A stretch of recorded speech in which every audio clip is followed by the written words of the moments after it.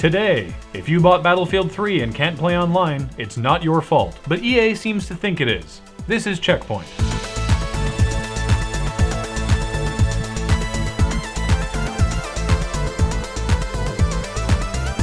Welcome to CheckPoint, where we will be observing Remembrance Day the way our grandfathers intended us to. Punching dragons. Skyrim. Do you identify with the completely fabricated gamer market segment, i.e. the basement-dwelling trolls that marketers think can't stop gaming long enough to bathe or drink fluids that aren't caffeinated? Well, rejoice, because a new product has hit the market, Gamer Food, which bills itself as energy-enhanced snacks designed to improve concentration, crush hunger, and boost energy.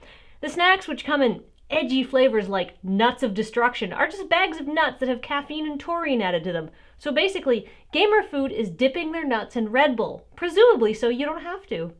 Sony Computer Entertainment's Santa Monica studio is hiring positions for a new God of War title.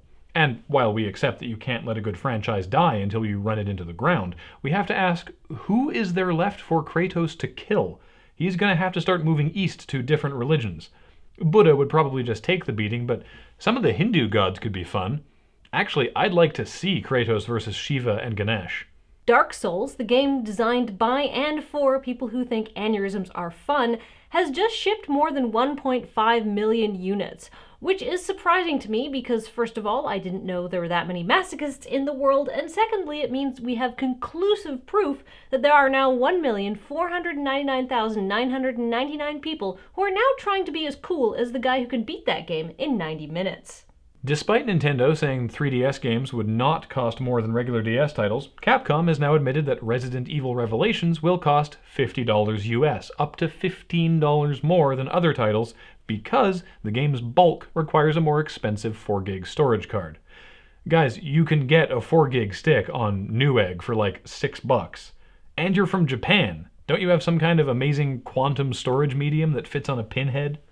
Battlefield 3 has been cracked in such a way that it circumvents EA's Origin service, thereby once again making a pirated copy of a game more functional than the normal retail version. Many users are upset with Origin, especially since EA has been pulling its titles from competing digital storefront, Steam. EA says this has to do with Steam not offering the kind of licensing it wants, and judging by Origin, that licensing is the ability to scan every file on your computer and send the data to EA. Seriously?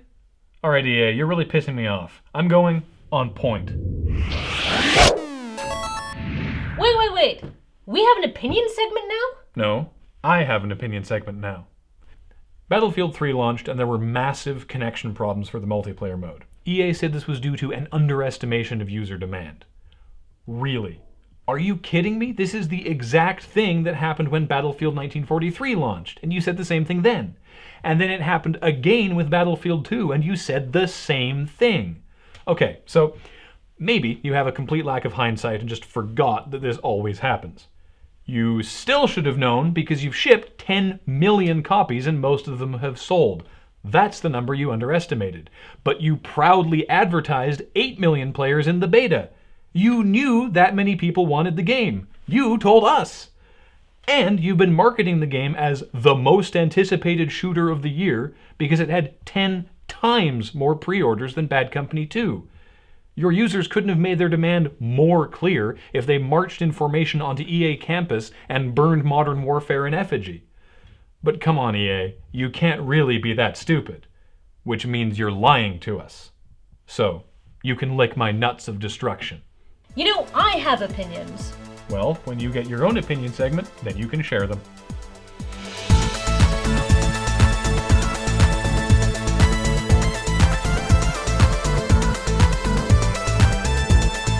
Coming up, MechWarrior Online will be free to play with microtransactions.